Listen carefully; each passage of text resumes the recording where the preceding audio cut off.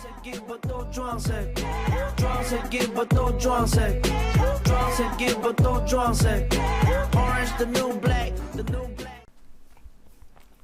안녕하세요, 테오그라피입니다. 어제 오늘 계속 몸이 좋지 않습니다. 퇴근 후에 약 먹고 잠시 누워 있는다는 게 새벽까지 잠을 자버려서 지금 일어나서 열심히 영상을 만들고 있습니다. 현재 시각 오전 5시. 늦어서 미안합니다. 오늘 공부할 주제는 산업화 도시화에 따른 생활 공간의 변화예요. 교과서 74에서 75쪽에 담겨 있는 내용이고요. 이번 시험 기간 마지막 주제이니 더 집중해서 들어주세요. 자, 먼저 산업화와 도시화의 개념부터 알아보겠습니다. 산업화란 산업 구조가 농업 중심에서 공업과 서비스업으로 변하는 현상이에요. 이 산업화와 도시화는 밀접하게 연결되는데요. 자, 먼저 도시화를 이해하기 위해서 도시화 촌락의 개념부터 알아봅시다. 도시는 우리가 살고 있는 전주와 같은 곳이고요. 촌락은 농업 경관이 우세한 곳으로 임시를 예로 들 수 있을 것 같아요. 도시화란 도시에 거주하는 인구가 증가하는 현상을 일컫는 개념입니다. 자, 도시 인구가 증가하는 원인 중 하나는 경제 활동의 기회 차이예요. 아르바이트를 구하는 사이트에서 한번 전주 지역의 일자리를 찾아봤는데요. 한 1100개 정도의 일자리가 검색이 되네요. 자, 이번에는 전북 임시를 검색해 봤습니다. 11개의 일자리가 보이네요. 물론 이 사이트에 등록된 일자리가 전주와 임실의 전체 일자리는 당연히 아닐 거예요. 그렇지만 전주와 임실의 아르바이트 자리만 단순하게 비교해도 도시와 촌락의 경제활동 기회가 큰 차이가 있다는 것을 알 수 있습니다. 그런데 한편으로는 닭이 먼저냐 계란이 먼저냐와 같은 생각으로 도시화를 생각해 볼 수도 있어요. 인구가 많아서 일자리가 많은 것인지 아니면 일자리가 많으니 인구가 몰린 것인지는 쉽게 판단할 수 있는 것이 아닌 것 같아요. 자, 어찌되었건 교과서에서는 도시화의 이유를 경제활동 기회의 차이로 설명하고 있습니다. 이때 우리가 알아야 될 개념이 하나 더 있는데요. 바로 이촌향도입니다. 도시화를 잘 설명해주는 개념인데요. 이촌향도란 바로 촌락에 거주하는 인구가 도시로 이주하는 현상입니다. 자, 그런데 요즘에는 도시 인구가 촌락으로 이동하는 역도시화 현상이 일어나 주목을 받고 있어요. 도시는 아무래도 집값이 비싸고 환경오염도 촌락에 비해 심하고 또 좁은 공간에 오밀조밀 모여 살다 보니 사람에 따라서는 촌락이 더 쾌적한 주거 공간일 수도 있거든요. 이러한 이유로 촌락 지역에 전원주택을 짓고 귀농, 귀촌하는 인구가 점차 늘어나고 있다고 합니다. 자, 그러면은 지금부터는 앞서 공부했었던 산업화 도시화로 인한 변화를 알아보겠습니다. 먼저 거주 공간의 변화입니다. 도시에서는 토지의 집약적 이용이 나타납니다. 도시는 경제활동의 기회가 커서 많은 사람에게 매력적인 장소입니다. 즉, 도시의 토지 공간은 그 공급보다 수요가 크기 때문에 토지를 효율적으로 이용하기 위해 높은 건물들이 들어섭니다. 같은 이유로 사람들도 아파트와 같은 공동주택에 모여 살면서 촌락에 비해 인구 밀도가 높게 나타납니다. 도시가 성장하며 도시의 내부 공간이 특정 기능에 특화되면서 공간이 분화되는데요.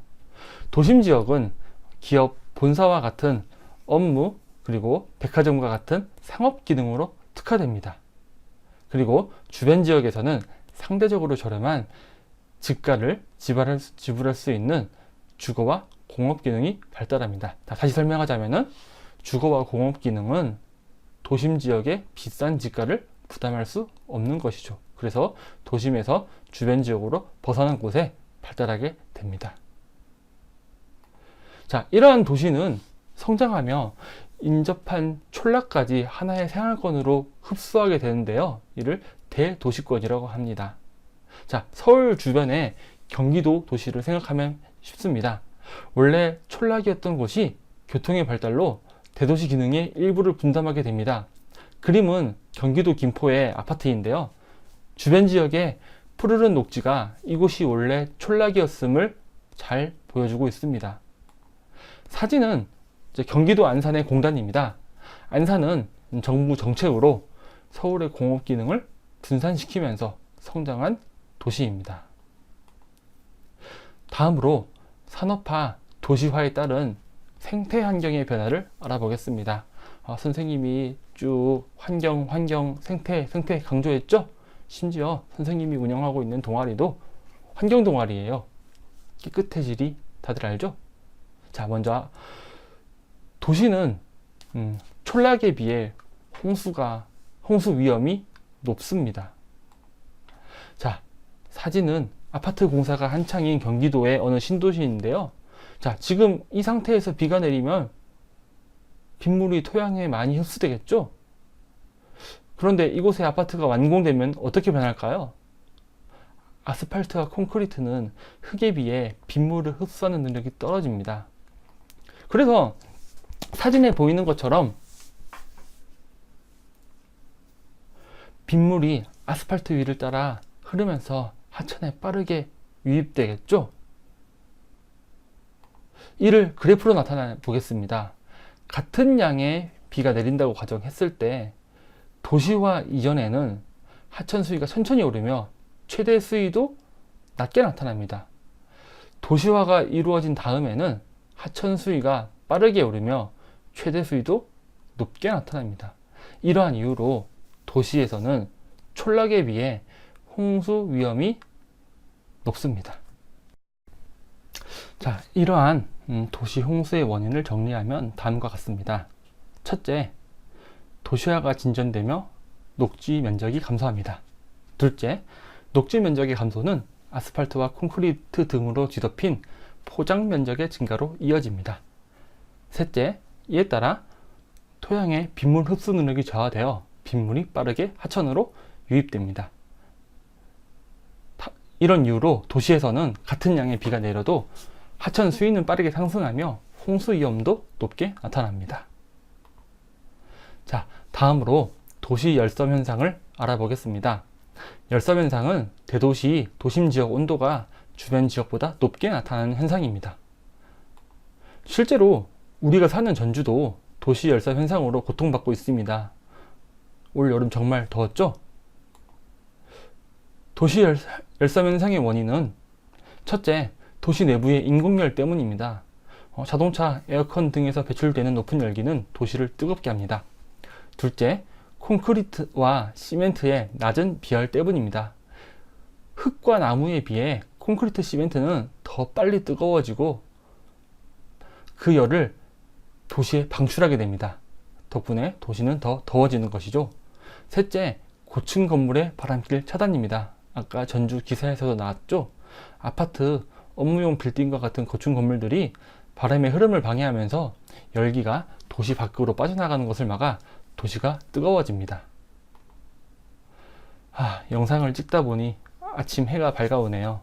머리도 안 감고 지저분한 상태로 찍었는데 작게 보이니까 괜찮겠죠? 네, 시험 기간이라고 새벽까지 공부하는 솔방울 친구들의 고단함을 조금이나마 이해할 수 있었던 하루였습니다. 다들 힘내시고요. 클래스룸 과제 잊지 마세요.